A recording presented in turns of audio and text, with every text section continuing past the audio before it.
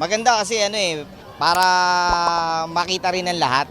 Para hindi piling-pili yung ibig sabihin welcome lahat, no? Tsaka maganda kasi na-experience sa mga tao yung ang ganda ng palasyo. Maganda rin sa mga bata kasi educational. And at the same time, maraming makaka-relate kasi nakikita na nila yung palasyo. Naka-display, maganda, mailaw. Thank you nga pala kay President at pinagbigyan niya. Actually, I didn't expect like this. It was very exciting. It's just an honor to come here. Of course, I got an invitation from my friend, but it's more than I expect.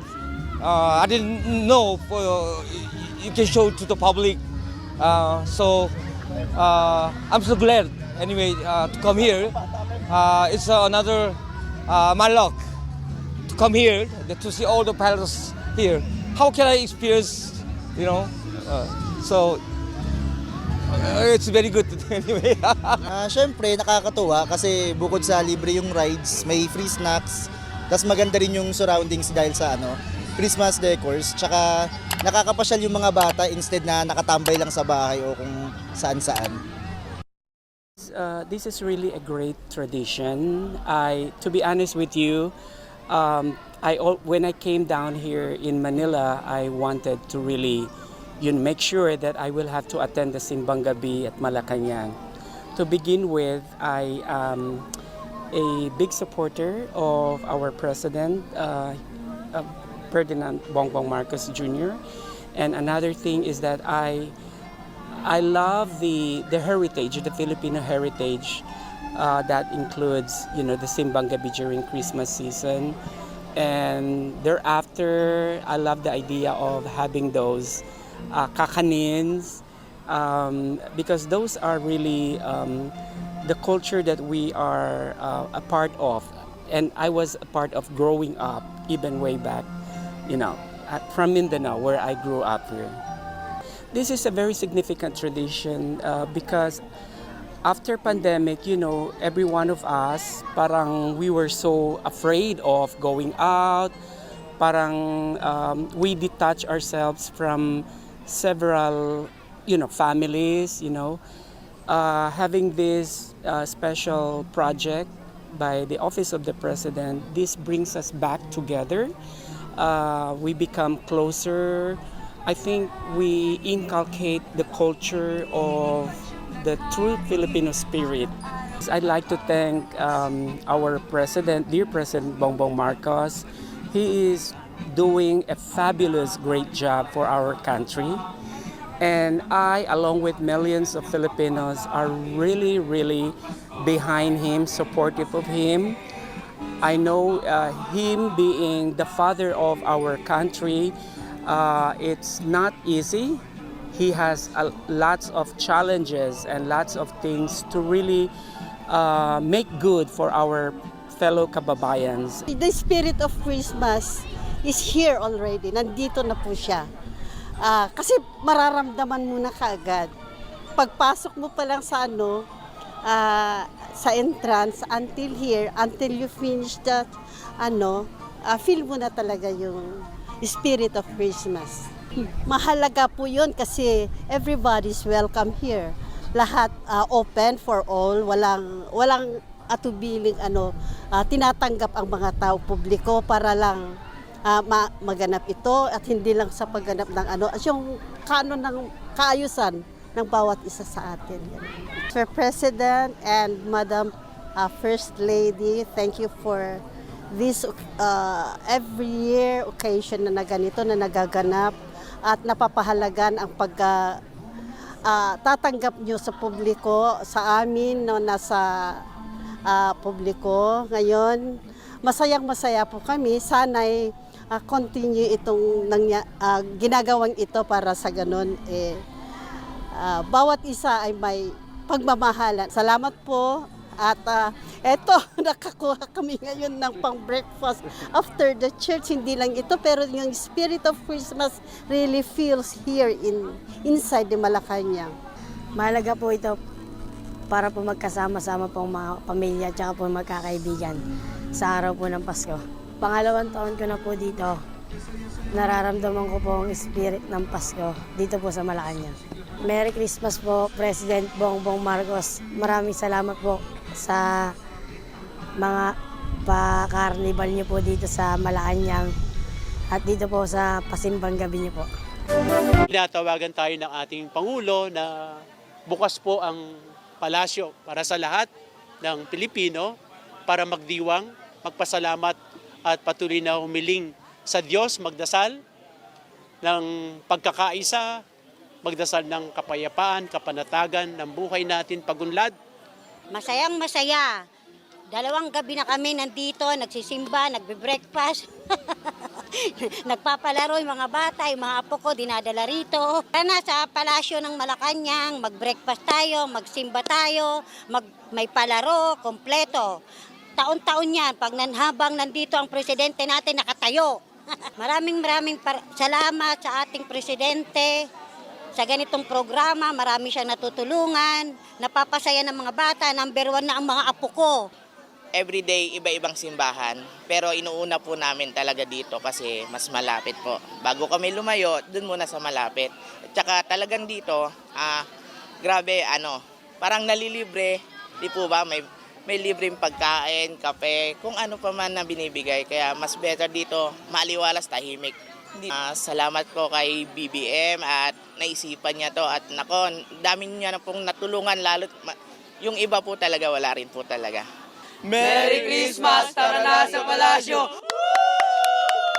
Salamat po sa opportunity na nakapasok kami rito sa Malacanang. Tapos at the same time po nag-enjoy yung mga bata, pati yung mga anak ko. Tapos pati na rin po kami mga magulang nag-enjoy din po. Thank you po, Apo. Masaya po. Maganda po, masaya. Masaya po. Maganda po, may mga palaruan.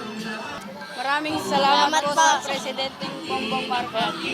Naisipan namin pumunta dito para mag-enjoy yung mga bata this year. And ma-feel nila yung libreng rides ng Malacanang. Ramdam namin na yung Malacanang ngayon is bukas sa mga tao. At free siya sa lahat. Thank you kasi binuksan niya yung Malacanang para sa lahat. Lalo na sa mga bata. Pangulong Bongbong Marcos, salamat po dahil po binuksan niyo po to. Thank you po. Napakasarap po sa pakiramdam na nakapag-open po ulit ang palasyo. Nakapagsimba po kami, pang 3 years po namin ito pagsimba sa palasyo. Papasalamat po kami kay Lord kasi nakadalo po ulit kami sa pangatlong open po ng palasyo. Yun lang po. Siguro yung ina-aspire ko yung para sa pamilya namin at sa buong komunidad ng barangay kasi ako ay nanunungkulan bilang punong barangay. So yun po yung kasaganahan na ang aming nasasakupan.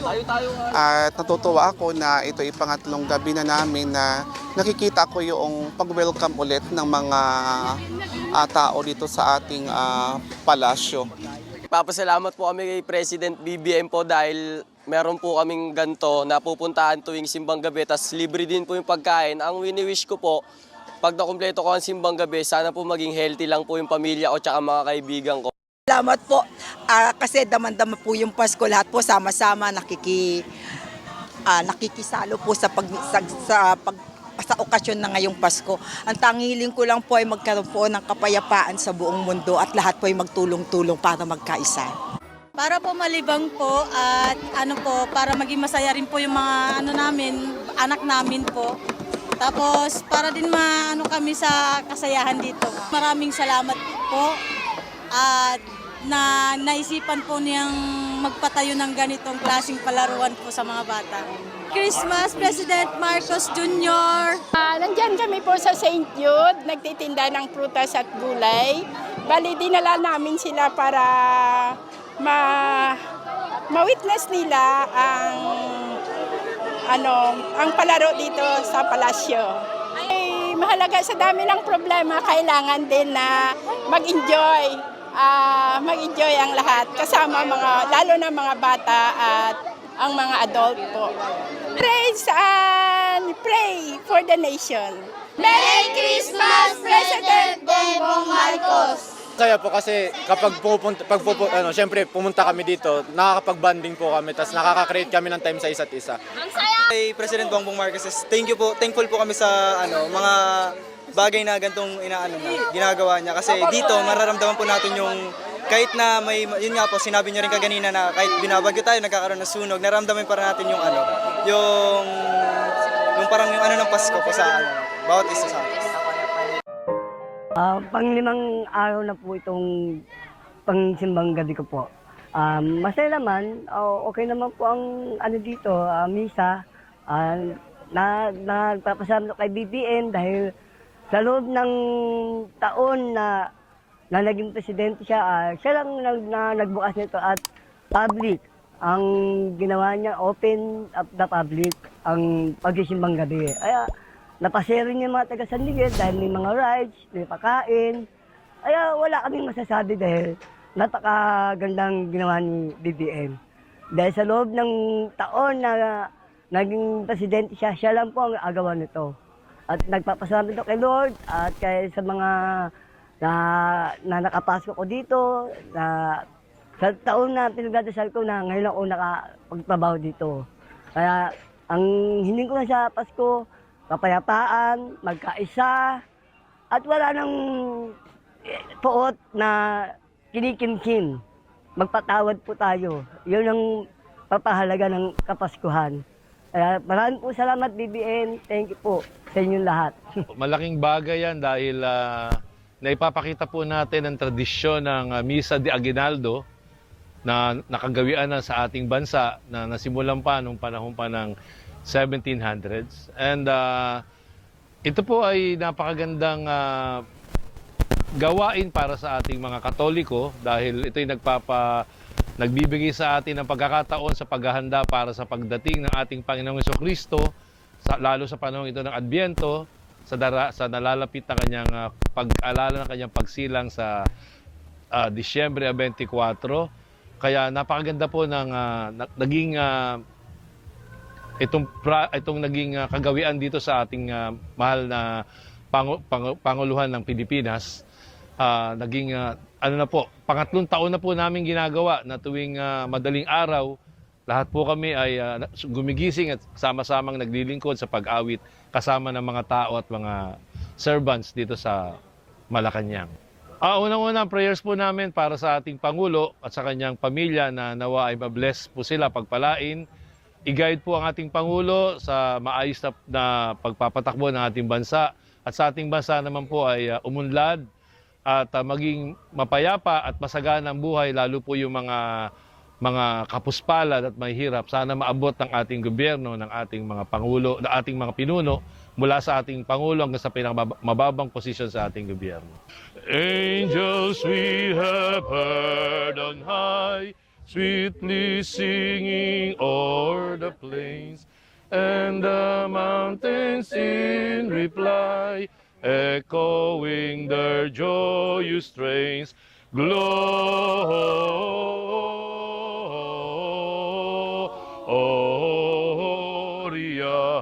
in excelsis Deo, Gloria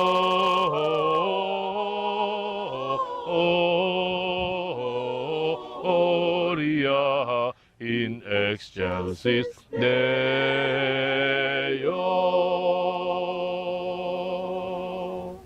Na-experience nila na makapasok dito sa Malacanang. Kaya ako'y nagpapasalamat sa ating mahal na Pangulo na sana'y ituloy niya mga ganitong gawain kasi nakikita naman natin nasisiyahan ng ating mga kababayan sa mga ganitong ginagawa ng ating Pangulo. Patuloy pa rin po ang pagtanggap ng tao po dito po sa loob ng palasyo. Ang mensahe lang po namin kay President Bongbong Marcos po ay sana magkaroon siya ng maayos na pangangatawan rin po, magandang pangangatawan, maayos na kaisipan para po sa taong bayan po. Napakasaya po kasi hindi po niwala sa tradisyon mula sa kanyang tatay kay Ferdinand Idralin Marcos hanggang sa kanyang anak na si Ferdinand Romualdez Marcos, guys. Itong palaro sa Malacanang ay lagi na po niyang ginagawa ito. At marami pong administrasyon na dumaan dito ay hindi po nila nagawa ito. Pero the best talaga ang Marcos. Mga kababayan dyan, yung mga malapit na po dito sa ating Maynila, dalawin nyo na po ang ating palasyo. 3 araw na lang po ang nalalabi. Pagkakataon nyo na po bumisita dito sa palasyo. Kaya tara na sa palasyo. Kasi sa kanya lang ito nangyari na nagkaroon ng Misa de Gallo dito sa Malacanang grounds. Kaya masaya. Oo, ganun din ako. My very first time to be inside the Malacanang Pala, the grounds, no? Kaya sabi ko, uy, buti, mga kumari ko, tsaka sasama ako bago makita ko. At very thankful ako, inopen na ating president dito sa public, no? Ang Misa de Gallo. Maraming salamat sa ating Pangulong si Bongbong Marcos at ginawa niya itong ganitong Misa de Gallo. Oo nga. Maraming salamat sa ating Pangulo at binuksan niya ang lugar na ito sa publiko kahit yung Pasko lang. Salamat po sa naging Pangulo po namin kayo, Bongbong Marcos. Kasi sa sobrang bait niyo po, madami po kayong natutulungan po dito sa buong Pilipinas po. We're just grateful to be here po to experience a palace for the people, and nakakatuwa po na may mga rides and free stuff for us, and we're able to explore the place. And I'm here with my siblings and my cousins, and we're just happy to be here po. Masaya po. Dahil po nakakita po ako ng malaking Christmas tree at nakasakay po ako sa mga Ferris wheel.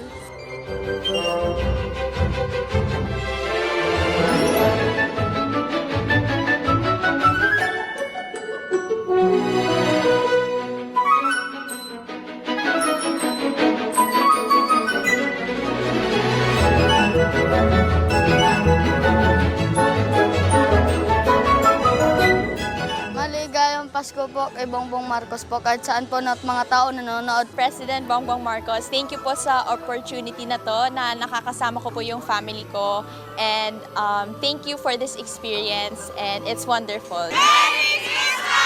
Happy New Year! Maligayang Pasko po, Mr. President. Sobrang grateful po kami dahil hindi po namin na-expect na bubuksan po yung Malacanang sa public para sa simbang gabi. At labis po ang pasasalamat po namin kay President Marcos and the family dahil napakalaking bagay po ito na matapos po namin yung simbang gabi po namin sa Malacanang po. Merry Christmas po, President Ferdinand Marcos Jr. and the family po. Masaya po kasi a lot of people na may nakaka-experience na pumunta dito sa Malacanang, unlike po dati na parang exclusive lang siya sa mga government officials. Thank you so much po for opening Malacanang and for giving your community a chance to see the beauty of Malacanang. Sobra po. Sobrang saya po dito sa Malacanang. Merry Christmas and Happy New Year po. Pangulong Bongbong Marcos.